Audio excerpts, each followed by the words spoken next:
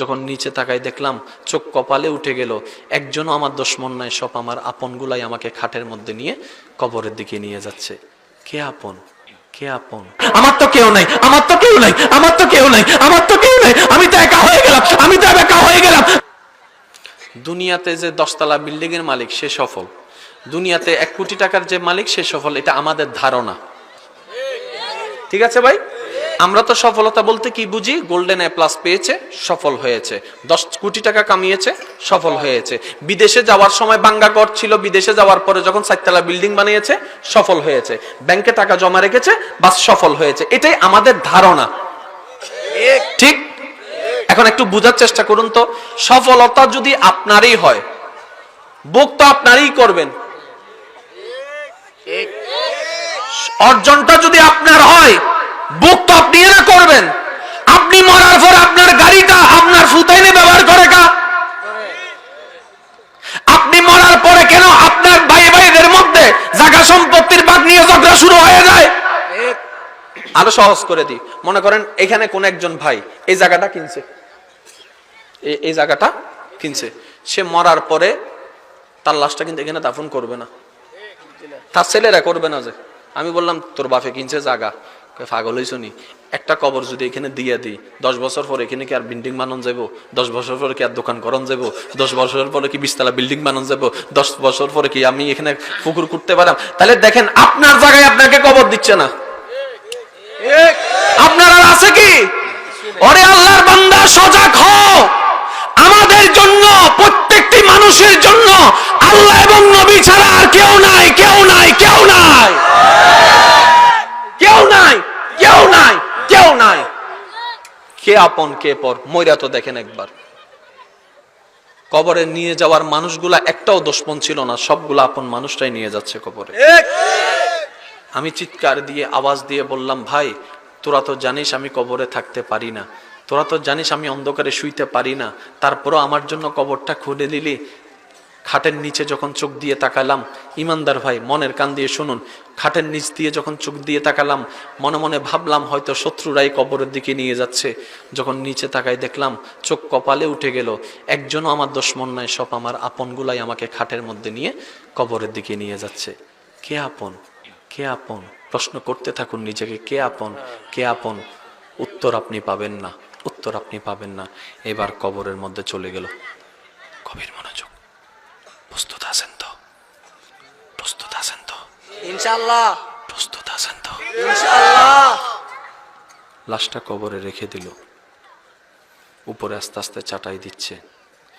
ওই বাঁশের ফাঁকে ফাঁকে কিছুটা আলো ঢুকছে। বাবার লাশটা সন্তানে রাখছে, সন্তানের লাশটা বাবা রাখছে। এই লাশটা নিজের হাতে রাখা মানে প্রমাণ করে দিচ্ছে আজকে থেকে তুমি আলাদা, আমি আলাদা। নিজের হাতে রাখা মানে সব কথা মুখে বলতে হয় না। আমি ওকে বললাম যে চলে যাও, এটা একটা কথা। আমি যদি মুখে কিছু না বলি, ধাক্কা দেওয়া মানেও কি? কথা বলে না রে ভাই, আমি তো মুখে কিছু বলি নাই, ধাক্কা না দিছি, এটার মানেও কি? চলে যাওয়া। ও আল্লাহর বান্দা, বাবার লাশ যখন সন্তান রাখে নিজের হাতে, ওই হাতে রাখায় প্রমাণ করে দেয় আজকে থেকে তোমার সাথে আমার কোনো সম্পর্ক নাই, আজকে থেকে কোনো সম্পর্ক নাই, তুমি আলাদা, আমি আলাদা।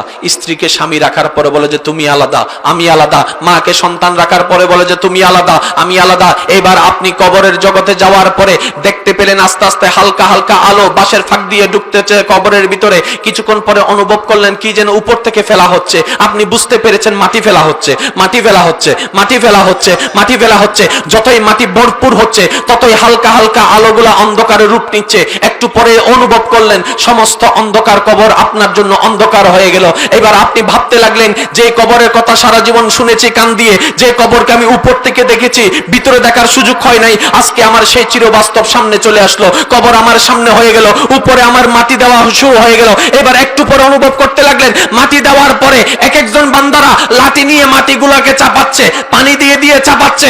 জিজ্ঞেস করলাম ভাই পানি দেস কেন? কই এমন ভাবে গাইরা দিচ্ছে যেন জিন্দা হলো আর উঠতে না পারোস, জিন্দা হলো যেন আর উঠতে না পারোস, জিন্দা হলো যেন আর উঠতে না পারোস, জিন্দা হলো যেন আর উঠতে না পারোস। যে ব্যক্তি দুনিয়াতে থাকা অবস্থায় সবার জন্য ভেবেছে, সবার জন্য চিন্তা করেছে, সে এবার কবরের মধ্যে ভাবতে লাগলো, হাই হাই, আমার তো কেউ নাই, আমার তো কেউ নাই, আমার তো কেউ নাই, আমার তো কেউ নাই, আমার তো কেউ নাই, আমি তো একা হয়ে গেলাম, আমি তো একা হয়ে গেলাম, আমার বাবা নাই, আমার সন্তান নাই, আমার স্ত্রী নাই, আমার পুত্র নাই, আমার স্বামী নাই, আমার বন্ধু নাই, আমার বন্ধু নাই, সবাই আমাকে একা করে দিল, আমি তো একা হয়ে গেলাম। হঠাৎ মন উত্তর দিয়ে বলে, ওরে বান্দা, এখনো তুই একা হস নাই, সবাই তোর সম্পর্ক ছেড়ে দিল, এখনো দুইটা সম্পর্ক বাকি আছে।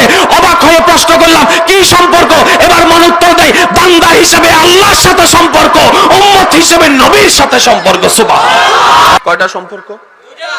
একটা হচ্ছে বান্দা হিসেবে কার সাথে? আল্লাহ। আচ্ছা, এটা কি শুধু আমার কথা বলছি নাকি আমাদের সবার? সবার। আর একটু চিল্লায় বলেন। সবার। বান্দা হিসেবে আল্লাহ, উম্মত হিসেবে নবী। এখন একবার প্রশ্ন করেন তো, সেই দুইটা সম্পর্ককে টিকায় রাখার জন্য কি করা দরকার ছিল? কি করেছি? কি করা দরকার ছিল? কি করেছি? তর্ক করা লাগবে না, কাউকে জবাবদিহি করতে হবে না। আজকে ঘরে যাই শুধু আয়নার সামনে দাঁড়াবেন, আয়নার সামনে দাঁড়িয়ে নিজেকে শুধু একটা প্রশ্ন করবেন, এই তোরে কে পাঠাইলো? প্রথম প্রশ্ন। 4টি প্রশ্ন আপনার জীবন পাল্টাই দিতে পারে। না সুবহানাল্লাহ ঘরে যাইয়া বললেন, এখানে সুবহানাল্লাহ বললে গুনাহ হবে, তো একটু আস্তে করে বলেন সুবহানাল্লাহ। কয়টি প্রশ্ন? 4টি প্রশ্ন আপনার জীবন চিন্তাধারা পাল্টাই দিতে পারে। 1 নাম্বার, আয়নার সামনে দাঁড়িয়ে নিজেকে প্রথম প্রশ্ন করবেন, এই তোরে কে পাঠাইলো? তখন আপনার মন উত্তর দিবে, আল্লাহ। উত্তর আর মুখে দেওয়া লাগবে না, আপনার শুধু প্রশ্ন করবেন মুখে, উত্তর সব আপনার মনে দিবে। কারণ আপনি না জানলেও উত্তর সবগুলো আপনার মনের ঠিকই জানা আছে। এই তোরে কে পাঠাইলো? মন উত্তর দিচ্ছে আল্লাহ। এইবার আপনি প্রশ্ন করবেন নিজেকে, কেন পাঠাইলো? এই প্রশ্ন যখন আপনি করবেন, তখন আপনার বর্তমান জীবন, অতীত জীবন সামনে চলে আসবে আপনার। আরো জোরে বলেন না রে ভাই। এবার আপনি প্রশ্ন করবেন, কি করলি এতদিন? আপনার সারা জীবনের গুনাহ সামনে চলে আসবে। যখন আপনি 4 নম্বর প্রশ্ন করবেন, কি নিয়ে ওনার সামনে যাবি, তখন আপনার হাসর আপনার সামনে চলে আসবে। আর একটু জোরে বলেন না রে ভাই। প্রথম প্রশ্ন, কে পাঠালো? উত্তর দেওয়া লাগবে না ভাই, নিজের মনকে উত্তর দিলে চলবে। কে পাঠালো? উত্তর আসবে। দ্বিতীয় প্রশ্ন, কেন পাঠালো? আপনার উত্তর চলে আসবে, ঠিক আছে। তৃতীয় নম্বর, কি করলি? চতুর্থ নম্বর, কি নিয়ে যাবি? এই 4টি প্রশ্ন, গভীর মনোযোগ, এই 4টি প্রশ্নের উত্তর যেই দিন আপনার মনে ফিল আপ হয়ে যাবে, এতটুকু বুঝে নেবেন আপনার মনে ঈমানের আলো জ্বলতে থাকবে। এখন আপনি নিজেকে এই প্রশ্নটা করেন তো, আপনার জীবনে শুধু প্রশ্ন, উত্তর পাবেন শুধু একটাই, কি? কে পাঠালো? আল্লাহ, বাস। আর বাকি 3টাই আমরা এখনো ফেল। কথা কয় না কা? বাকি 3টাতে আমরা এখনো ফেল, 0 আন্ডা। কেন জানেন? আমরা নিজে কামাই যদ্দুর, অন্যের বদনাম করে হারাই ফেলে তদ্দুর। আমরা নিজে কামাই যদ্দুর, অন্যের গীবত করে তার চাইতে হারাই ফেলে আমরা তার চাইতেও বেশি। আমরা কামাই যদ্দুর, হারাই তার চাইতেও বেশি। কি পাইছে ভাই, কে কিতা করছে না না করছে কোনোর দরকার কি? সুবমাইরা বসে থাকেন না, সুবমাইরা বসে থাকেন না। আপনি আল্লাহর বান্দার ইজ্জত হেফাজত করেন, হাসরে আল্লাহ আপনার ইজ্জত হেফাজত করবে। হিসাব বরাবর। আমি আপনাদেরকে একটা কথা বলি, এখানে শিক্ষিত সমাজ অনেক দেখা যাচ্ছে, আর শিক্ষিত সমাজের সামনে কথা বলে মজাও আছে। বেশি বলতে হয় না, হালকা হালকা বললে জোরে কয় না কা? আচ্ছা, কি যুবক নাই মনে হয়? সব বুড়ো হয়ে গেছে। যুবকের আওয়াজ কি ছোট হয় না বড় হয়? যতগুলো যুবক আছেন একবার বলেন তো সুবহানাল্লাহ। তার মানে বলিও মাসে কিপটামি করেন। হ্যাঁ, কিপটামি করলে চলবো? এই মাহফিল কালকে থাকবো। ইমানদার ভাইয়ের একটু গভীর মনোযোগ। দিন শেষে আমরা, আপনার, আমার, সবার গ্রাম আলাদা, ডিস্ট্রিক্ট আলাদা, সবকিছু আলাদা, কিন্তু দিন শেষে সবার ঠিকানা একটা।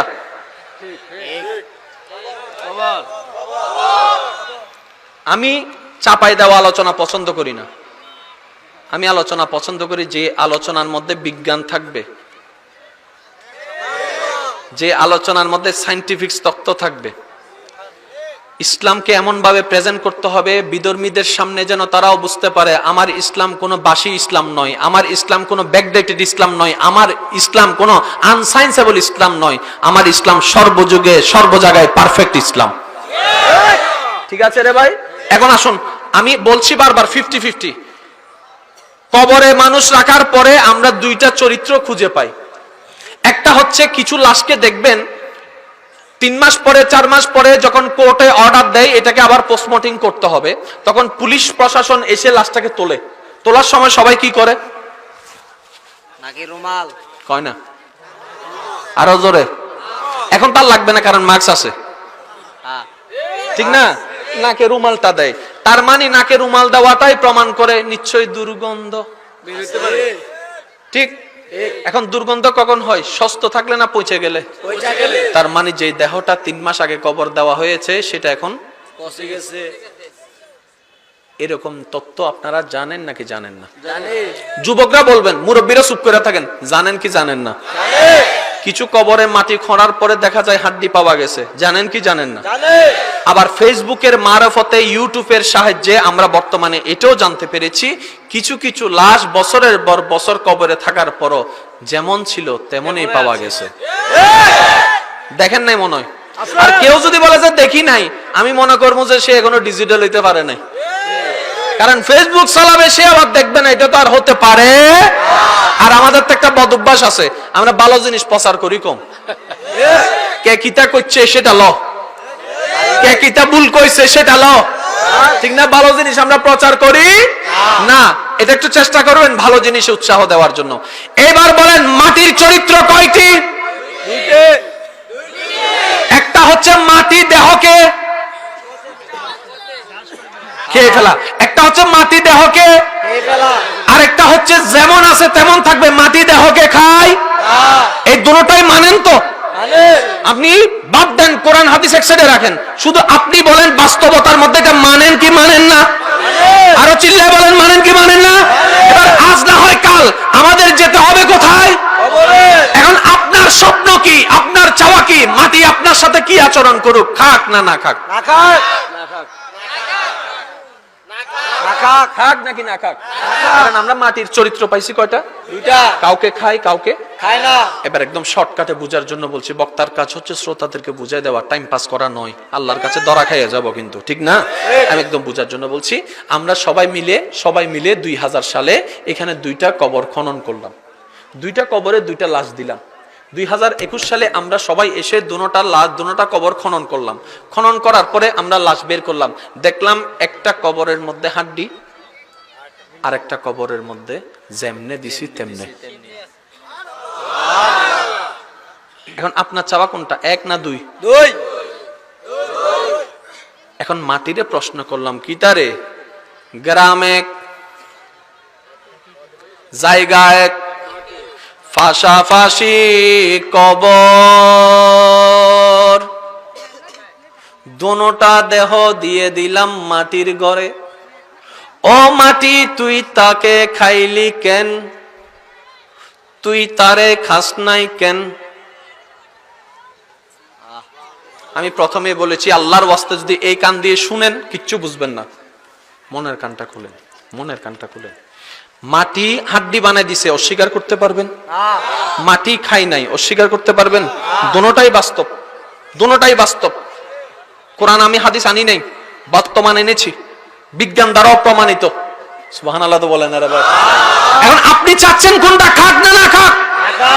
আপনি যদি চান মাটি আপনাকে না খাক, আপনি যদি চান মাটি আপনার সাথে সুন্দর ব্যবহার করুক, এবার মাটিকে প্রশ্ন করেন, মাটি তুই তারে খাইলি কেন?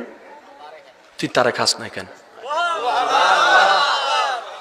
মাটি যে উত্তরটা দিবে সেটা আমল করা শুরু করেন না, তারপরে কবরে যখন যাবেন বাদশার মতো যাইতে পারবেন।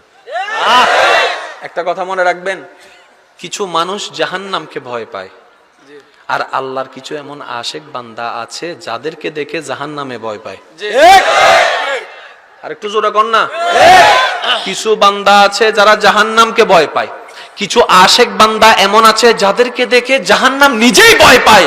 হাদিসে পাকে এসেছে, তারা যখন পুলসিরাত পার হবে জাহান্নামে আল্লাহর কাছে ফরিয়াদ করবে, মাওলা তাদেরকে একটু তাড়াতাড়ি পার করায় দাও না, তাদেরকে একটু তাড়াতাড়ি পার করে দাও না, তাদেরকে একটু তাড়াতাড়ি পার করে দাও না।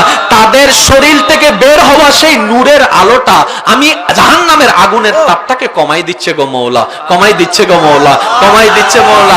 সেজন্য বলি, বান্দারে বান্দা হও, বান্দারে বান্দা দাদাই যেটা ছোটবেলা কইছিল রে, নাতি দোয়া করি মানুষের মতো মানুষ হও। কইছে নি? তো নাতি কয় দাদা তুমি গরু না আমি গরু? এসব কথা কয় না কা। দাদা কইছে কি না নাতি রে তুমি মানুষের মতো মানুষ হও। নাতি শুনে কয় তুমি গরু না আমি গরু? কয় কা এই কথা কইছত কা? কয় তোমারও 2 চোখ আমারও 2 চোখ, তোমারও 2 হাত আমারও 2 হাত, তোমারও 2 পা আমিও 2 পা, তুমি দেখতে যেমন আমিও দেখতে তেমন, তুমি যদি মানুষ হও আমিও তো মানুষ। দাদা কয় গভীর মনোযোগ, আয়নার সামনে দাঁড়ালে যাকে দেখা যায় সে মানুষ নয় তো মানুষ কি? কয় ভিতরে একজন আছে, এটাই হচ্ছে মানুষ। আপনি মানুষ এতদিন কারে মনে করছেন? আয়নার সামনে যে দাঁড়াইছে তাকে। এখন আপনার এলাকা থেকে আমি প্রমাণ দিচ্ছি, খেয়াল করেন। আপনার এলাকায় কিছু কিছু মানুষ আছে যাদেরকে দেখলে মানুষ বলে যে জানোয়ার চাইতো খারাপ। আরো সহজ করি, এতগুলা মানুষ মরে তে মরে না? এতজন অ্যাক্সিডেন্ট করে তে করে না? এখন বলেন হে মানুষ, হে মানুষ, তারা আপনি কিতা কইছেন? জানোয়ার। আবার কিছু মানুষ এমন আছে যাদের স্বভাব চরিত্র দেখে মানুষ বলতে বাধ্য হয় এটা অসাধারণ, ফেরেশতা। ফেরেশতা কিরে ভাই, মানুষটা ফেরেশতা কোন কেন? দেখতে তো সবাই একই রকম, ফ্রেমের মধ্যে আই ক্যামেরার সামনে আনলে দুজনকে তো দেখতে একই রকম। বলে যে শুনো, হাত থাকার নাম মানুষ নয়, চোখ থাকার নাম মানুষ নয়, চোখ ছাড়াও তো মানুষ, হাত ছাড়াও তো মানুষ, পা ছাড়াও তো মানুষ, কান ছাড়াও তো মানুষ, নাক ছাড়াও তো মানুষ, চামড়া ছাড়াও তো মানুষ। তো মানুষ কাকে বলে? ভিতরে একজন আছে, সেটা যদি মানুষ হয়ে যায় সমস্ত কিছু মানুষ হয়ে যাবে। যেটাকে আপনার আমার রসুলে পাক বুখারী শরীফের হাদিসে পাকে ইঙ্গিত দিয়েছেন, ইন্না ফিল জাসাদে মুদগাতুন, এটাই হচ্ছে সেই জায়গা যেটা সহি হয়ে গেলে সবকিছু সহি হয়ে যায়। বাস এই জিনিসগুলাই আমরা বুঝি না, আমরা শুধু তর্ক করতে থাকি। আমরা সব সময় চাই অন্যকে কিভাবে ছোট করা যায়, অন্যকে কিভাবে নামানো যায়, কিন্তু আমার নবী বলে যে অন্যকে নামাইও না, তুমি নিজে নেমে যাও, তাকে তুলে দাও। তুমি আল্লাহর বান্দাকে তুলে দিবা, আল্লাহ তোমাকে তুলে দিবে। হিসাবটা এটাই ছিল। যে গাছে ফল বেশি সেই গাছ কি উপর হয়ে থাকে নাকি ঝুঁকা পড়ে? আপনাদের মনে কষ্ট হচ্ছে রে ভাই? ঠিক আছে, চিন্তা করেন না, আর 10 মিনিট আমি শেষ করে দিচ্ছি। আপনাদের আওয়াজ হতে এটাই কয় কয় তাড়াতাড়ি চল্লা যান, একটু বিরিয়ানিটা খাইয়া লই। অনেকের কষ্ট হচ্ছে, বিরক্ত লাগছে, জানার দরকার আছে না নাই? এই মাটি খাইলি কেন? এই মাটি তুই খাস নাই কেন? ঠিক নেই? এখন আরো দেখেন, এই তোমার বয়স কত? বড় করে কস না, তারা হুনতো। কত? 30। ঠিক নেই? মরা না জিন্দা? এটা মরা, এটা মরা না জিন্দা? আচ্ছা, এতে যখন মায়ের পেটে ছিল মরা ছিল না জিন্দা ছিল? মায়ের পেটে কয় মাস ছিল? 10 মাস। 10 মাস। তো 30 বছর, কয় বছর? 30 নি কইছো? 30 বছরের মধ্যে যে কইলো, মায়ের পেটের হিসাবটা করছে নি?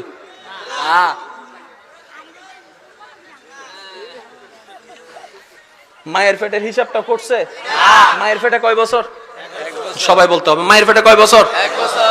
এখন কইলো 30, ওদিকে হলো 1, কত হইলো? 31। আচ্ছা, মায়ের পেটে ছিলারা আসার আগে কোথায় ছিলা? বাবার পিঠে। পিঠে এটা না বুঝলে কেমনে কইতো? আচ্ছা জান, আপনাদের সায়েন্স দিয়ে বুঝাই। ও সায়েন্সের ভাইয়েরা, মানবের জন্ম সম্পর্কে বিজ্ঞান কি বলে? স্পর্ম। কিরে যুবক ভাইরা কথা কয় না কা? এক্স এক্স, আরেকটা কিতা? X Y. এই তো কইছে তো, আপনারা ছেলেরাই কইছে এক্স এক্স এক্স ওয়াই। আমার কথা নয়, বায়োলজির কথা। স্পর্মের 2 ভাগ, এক্স এক্স এক্স ওয়াই। মায়ের অংশ, বাবার অংশ মিল যখন হয়ে যায়, আল্লাহর যখন হুকুম হয়েছে, তখনই আপনি আমি আম্মার পেটে এসেছি। ঠিক না বে ঠিক? বিজ্ঞান সেটাকে অস্বীকার করতে পারবে না। আর আমাদের ইসলাম বিজ্ঞানের বিপক্ষে নয়। যারা বলে যে ইসলাম এবং বিজ্ঞান আলাদা, আমি বলি যে তাদের বুঝার ভুল আছে। আমাদের ইসলাম কোনো দিকে কম নয়, সব দিকে ভরপুর আছে, শুধু কমতিটা আমাদের ভিতরে, বুঝার কমতি। বলেন ঠিক কিনা? এবার একটু খেয়াল করেন, এক্স এক্স এক্স ওয়াই কয় গ্রুপ? আরো জোরে কর না। 2 গ্রুপ। মায়ের পেটে ছিল টোটাল হইছে 31। বাপের ফিটে কয় বছর ছিলা? জানি না। আচ্ছা, বাবার ফিটে আসার আগে জানিস কোথায় ছিলা? আলো না রহা জিন্দা এখন ক আপনার বয়স কত?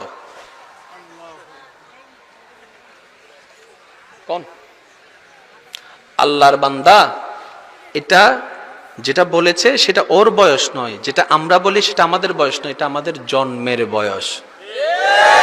এটা কিভাবে বুঝবেন? জন্ম সনদ কিনেননি? তাই আমার এই ইয়ং জেনারেশন বাইরে একটু বলেন তো, জন্ম সনদ কে ইংরেজিতে কি বলে? Date of. আমি কিন্তু বোম মাইরা দিয়াম কইলাম, কিন্তু আওয়াজ ছোট হইল। আরেকটু জোরে করেন, ডেট অফ। একটু খেয়াল করেন কি বলেছেন, বলেছেন ঠিকই, কিন্তু খেয়াল করেন না। Date of birth, date of life নয়। এই যুবক ভাইরা কথা না কইলে কিন্তু মামলা চলবো। ডেট অফ লাইফ নয়, ডেট অফ বার্থ। চেয়ারম্যানে দেয় ডেট অফ বার্থ, এমপি এ দেয় date of birth, date of life দিতে পারে না। লাইফ আলাদা, বার্থ আলাদা, জন্ম আলাদা, হায়াত আলাদা। আপনি আমি মায়ের পেটেও জিন্দা, কুয়া মানুষ যখন ছিলাম তখনও জিন্দা, বাবার পেটেও জিন্দা, রুহ জগতেও ছিলাম জিন্দা। রেখেছেন তিনি কে?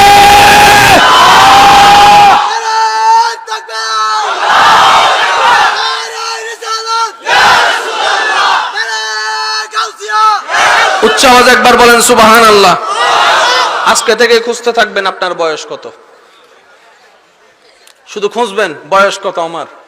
জন্মের বয়স তো পাইছি। আচ্ছা বলেন, ও যুবক ভাইরা, আজকে মাহফিল চলবে সবগুলো স্কুল কলেজ ভার্সিটির ভাইদের জন্য। এসব কথা কয় না কা? আজকে মাহফিল চলবে সব কলেজ লেভেলের। মাহফিলও কলেজ আসতে পারে, মাহফিলেও ভার্সিটি আনা যায়, কারণ আমাদের কাছে সর্বশ্রেষ্ঠ কিতাবটা আছে, যেটার মধ্যে সায়েন্স আছে, যেটার মধ্যে আর্টস আছে, যেটার মধ্যে কেমিস্ট্রি আছে, যেটার মধ্যে বায়োলজি আছে, যেটার মধ্যে ম্যাথমেটিক্স আছে। সর্বজ্ঞান যেই কিতাবে মওজুদ, সেই কিতাবের নাম হচ্ছে আল কোরআন। শুনুন, সাতপুরের মধ্যে একটা মোহনা আসেনি? মোহনা, তিনটা নদী যে জায়গায় গিয়ে মিলে সেই জায়গাকে বলা হয় কি? যুবকের আওয়াজ দিয়ে বলেন না। তার মানে কি? তিনটা নদীর মাথা মুখ যে জায়গায় গিয়ে মিলে সেটাকে বলা হয় কি? মোহনা। বিশ্বাস যদি না হয় আপনার মোবাইল বাইর করেন, ইউটিউবে যাইয়া সার্চ দিয়ে দেখেন মোহনা। মোহনার কি? তিনটা নদী, একটা হচ্ছে পদ্মা, মেঘনা, আরেকটা কি? ডাকাতিয়া, যেখানে ডাকাতি চলে এর বেশি। আচ্ছা যাই হোক, পদ্মার বাঙ্গন শুনেছেন? জীবনে কোনোদিন মেঘনার বাঙ্গন শুনছেন? কেন? একটু বুঝার চেষ্টা করেন রে ভাই, বুঝার চেষ্টা করেন। সারা জীবন শুনেছেন নিউজের মধ্যে পদ্মার বাঙ্গনে গ্রাম বিলীন, পদ্মার বাঙ্গনে মসজিদ বিলীন, পদ্মার বাঙ্গনে মাদ্রাসা বিলীন, পদ্মার বাঙ্গনে কলেজ বিলীন, পদ্মার বাঙ্গনে এরিয়া বিলীন। মেঘনার বাঙ্গন শুনি নাই। এবার জিজ্ঞেস করেন আবহাওয়াবিদ যারা আছেন, যারা আমাদেরকে আগাম সতর্ক দেয়, তাদেরকে যাই জিজ্ঞেস করেন, ও আবহাওয়াবিদের মানুষ, একটু জানাই দেন তো আমাদেরকে পদ্মা মেঘনার ব্যাপারটা কি? কয় পদ্মা মেঘনা নাম যেমন আলাদা, তাদের চরিত্র আলাদা, চরিত্র আলাদা, চরিত্র আলাদা। মেঘনা হচ্ছে শান্ত, পদ্মা হচ্ছে আক্রমণাত্মক। মেঘনার পানি তরল, পদ্মার পানি ভারী। পদ্মার পানি কি? আরো সহজ করে দিই, পদ্মা এবং মেঘনা দুইটা নদী, যেমন নামও দুই রকম, তাদের পানিও দুই রকম। একটার পানি গোলা, আরেকটার পানি পরিষ্কার। What is this? Tell me loudly please. What is this? Water. আর ওয়াটারের একটা ধর্ম হচ্ছে মিক্স হয়ে যাওয়া। ওয়াটারের ধর্ম কি হয়ে যাওয়া? আরো জোরে বলেন। মিক্স হয়ে যাওয়া।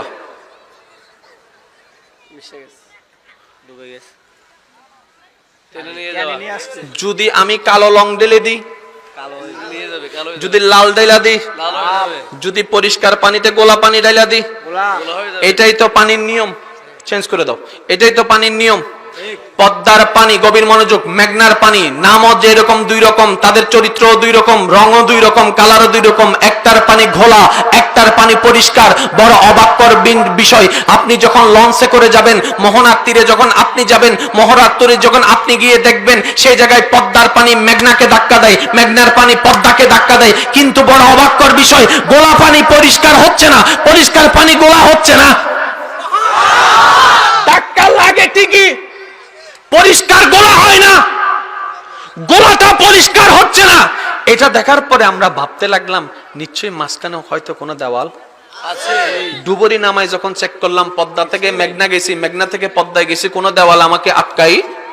এবার ভাবতে লাগলাম কি তারে ব্যাপারটা কিতা, ব্যাপারটা কিতা, ব্যাপারটা কিতা, ব্যাপারটা কিতা। ভাবতে ভাবতে আপনাদের এলাকায় চলে আসলাম। এলাকায় আসার পরে মসজিদের মধ্যে নামাজ পড়তে গেলাম। আপনাদের মসজিদের খতিবে মুকাররম ওয়াইজের মধ্যে বললেন, হঠাৎ করে আলোচনার মধ্যে আল্লাহ পাক আমাদেরকে এমন একটা কিতাব দান করেছেন যে কিতাবের মধ্যে অতীত আছে, বর্তমান আছে, ভবিষ্যৎ আছে, অতীত আছে, বর্তমান আছে, ভবিষ্যৎ আছে। কোরআন এমন একটি কিতাব যে কিতাবের মধ্যে আসমানের কথা আছে, জমিনের কথা আছে। কোরআন এমন একটি কিতাব যে কিতাবের মধ্যে পাহাড়ের কথা আছে, সাগরের কথা আছে, পর্বতের কথা আছে। কোরআন এমন একটি কিতাব যে কিতাবের মধ্যে আদম নবীর কথা আছে, মূসা নবীর কথা আছে, ঈসা নবীর কথা আছে। কোরআন এমন একটি কিতাব যে কিতাবের মধ্যে আসমানের উপরের কথা আছে। কোরআন এমন একটি কিতাব যে কিতাবের মধ্যে লৌহে মাহফুজের কথা আছে। কোরআন এমন একটি কিতাব যে কিতাবের মধ্যে জান্নাত জাহান্নামের কথা আছে। কোরআন এমন একটি কিতাব যে কিতাবের মধ্যে ফেরেশতার কথা আছে। কোরআন এমন একটি কিতাব যে কিতাবের মধ্যে আল্লাহর কথা আছে। কোরআন এমন একটি কিতাব যে কিতাবের মধ্যে নাই বলতে কোনো কিছু নাই। কোরআন এমন একটি কিতাব যে কিতাবের মধ্যে সায়েন্স আছে, আর্টস আছে, কমার্স আছে, ফিজিক্স আছে, বায়োলজি আছে, ম্যাথমেটিক্স আছে। কোরআন এমন একটি কিতাব যে কিতাবের মধ্যে বায়োলজি আছে। কোরআন এমন একটি কিতাব যে কিতাবের মধ্যে বিজ্ঞান আছে। কোরআন এমন একটি কিতাব যে কিতাবের মধ্যে কিয়ামত আছে। কোরআন এমন একটি কিতাব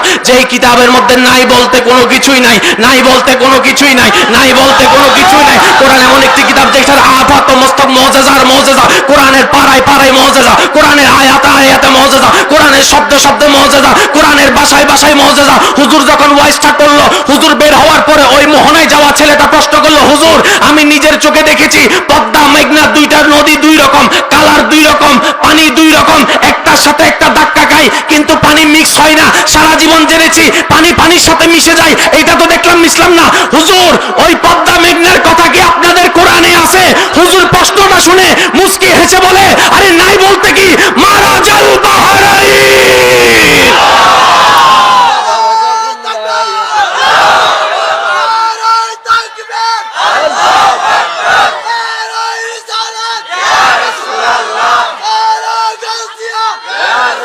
উচ্চ আওয়াজ একবার বলেন সুবহানাল্লাহ। দেখেন ইসলাম বুঝার জিনিস, ইসলাম বুঝার জিনিস, ইসলাম শিকার জিনিস, ইসলাম প্রেমের জিনিস। আপনারা আসলে মনে হয় আমাদের ওয়াইজ পছন্দ করছেন না, আর না করাটাই স্বাভাবিক। আমরা চট্টগ্রামের মানুষ তো, আমরা সবসময় এলমের উপরে চলতে হয়। একটা জিনিস আপনি আজকে বলি, যে সেই বক্তা চট্টগ্রামে গিয়ে কিন্তু স্থান পায় না, জেনে রাখবেন। যে সেই বক্তা চট্টগ্রামে গিয়ে স্থান পায় না। কেন পায় না জানেন? চট্টগ্রামে যেটা একদম মুয়াজ্জিন সেটা ইল্লামা মাশাআল্লাহ বড় আল্লামা, সেজন্য বলা হয় চট্টগ্রামকে এলমের শহর। চট্টগ্রামে এলমের শহর। আপনাদের ওয়াইস কি হয়? আয়াত দিয়ে অর্থ দিয়ে ওয়াইস হয়। আচ্ছা কখনো কি একবার ভেবে, আচ্ছা একটা প্রশ্ন করে আপনারা বুঝতে পারবেন, এই মাহফিলটা এখানে হচ্ছে কেন? কারণ এখানে কেন হচ্ছে এটার একটা কারণ। স্টেজটা এদিকে হলো কেন, ওদিকে হয় না কেন, এটার একটা কারণ। এই মাহফিলটা অন্য ডেটে না হয়ে আজকের ডেটে হচ্ছে কেন, এটার একটা পিছনে কারণ আছে। ছেলে বিয়ের বয়স হয়েছে কিন্তু বাপ এখনো বিয়ে দেয় না, কয় না কথা?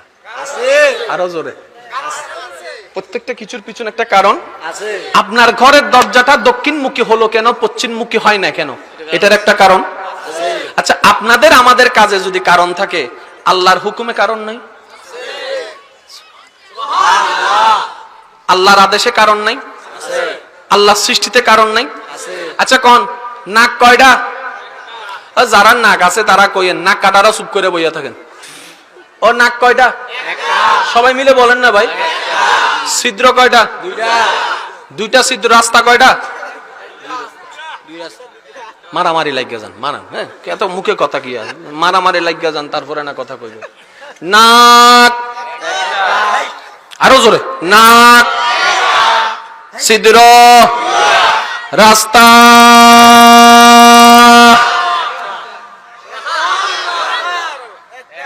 সুবহানাল্লাহ, আরো জোরে। ডাক্তারের খানায় যাইলে দেখবেন কিছু কিছু নাক, কান, গলা। ও ডাক্তার সাহেব, মাথারে বাদ দিলেন কা, হাতরে বাদ দিলেন কা? কয় শুনো, মানবের যে দেহটা আছে এই দেহের একটা স্ট্রাকচার আছে, নাক, কান, গলা, এই তিনটা যদিও নামে ভিন্ন, তিনটা এক। এখন বুঝবেন, নিঃশ্বাস নেন কি দিয়া? কি মানুষে কথাও কয় না রে ভাই, কি দিয়া? হ্যাঁ, খান কি দিয়া? এখন মাঝে মধ্যে খাইতে গেলে নাইমু উঠলে বাপ বাইরে কোন দিক দিয়া? কা? সুবহানাল্লাহ তো কয় না রে ভাই। খাইছেন মুখ দিয়া, নাইমু উঠলে নাক দিয়ে বাইরে, তার মানে কি মুখের লগে নাকের লগে আছে?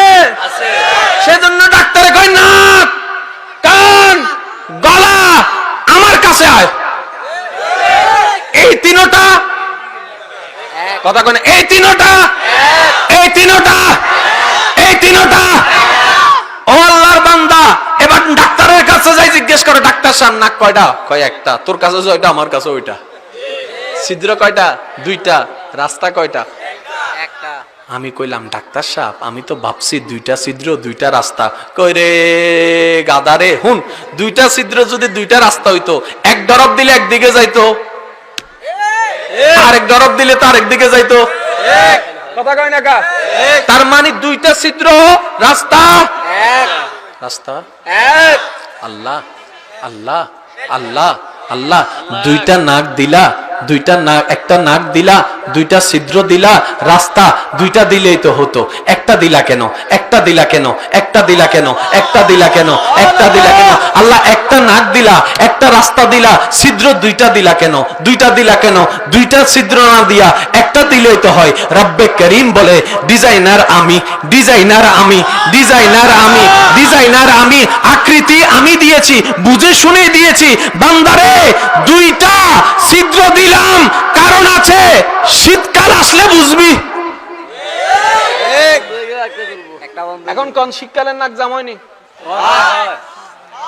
তারপরে নিঃশ্বাস নেননি, না নিলে তো মরে যাইতেন। নিঃশ্বাস নেন মানে জিন্দা, জিন্দা মানে নাক চলে। কয় নাক তো জাম, কয় খাইছে নাকি?